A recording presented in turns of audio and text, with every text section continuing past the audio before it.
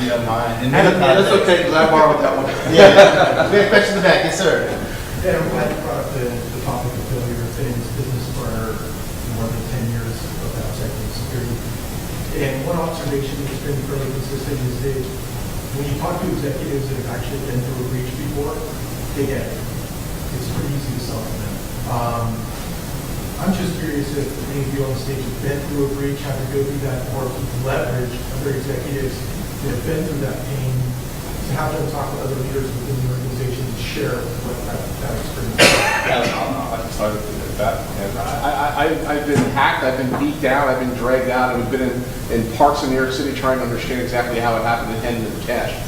So yeah, and that goes back a long time over a long career. In the military side, you obviously have issues of, how was it breached, how did the guy die? You have these conversations, right? But Mission impact. Yeah, mission impact is pretty important, right? So it also goes down to the conversation of, I think when you have people in the organization that are in leadership roles that have experiences in different contexts and have second languages and different frameworks and abilities to cross-pollinate and talk to different departments, that's very valuable to the organization. I think organizations that don't have those breadth or individuals that have those sort of experiences are at, they're almost a liability, right? Because they don't have the same breadth or knowledge base that they do. So when a situation arises, whether it be a compliance problem, whether it be a breach issue, whether it be a customer concern, they just don't have the ability to pull those resources. Because again, nobody in the industry knows everything, right? We're all part of this community, we want to learn, and hopefully we all can get together and say, so how'd you do that?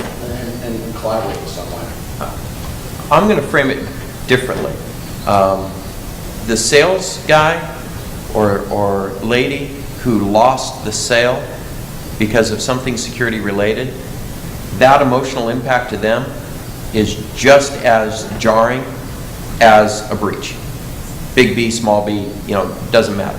The issue is, again, depending on who you're selling it to and what the personal impact is to them, you don't need a breach to make your case. The issue is you've got to understand what they're trying to achieve and figuring out what you're doing is going to help them achieve what they need at the end of the month, the end of the quarter, the end of the year, whatever that is within your client culture. Sometimes we hang on what I call the Twin Tower syndrome, where all the planning is for naught until the planes hit, and then all of a sudden there's all the action. The problem is there's a lot of emotion that goes along with that. It's good to have your plans, but quite frankly, think about it. The sales rep who just lost commission on a X point whatever $1 million engagement, are they really thinking breach? Is that emotionally what's going to make them think about it? Or is it the thought of, if we had done these things, you probably wouldn't have lost that engagement.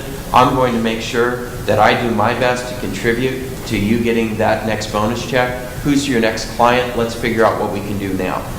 And you go ahead, John. Yeah, no, just real quick to that point. We're looking to make it a competitive difference.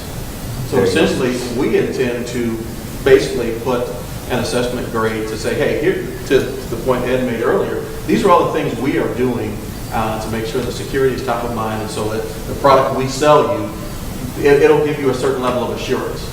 And I can essentially almost guarantee you that I don't see our competitors out there doing that. Got it. And then that's our approach. So I think that another, go ahead, Richard. Yeah, just real quickly, you don't need a breach to get the word out. Do a simulated breach. I mean, that's the difference between an assessment and a penetration test. We can come up with an assessment which is like, theoretically, you're vulnerable to all this stuff, and you kept asking before, right?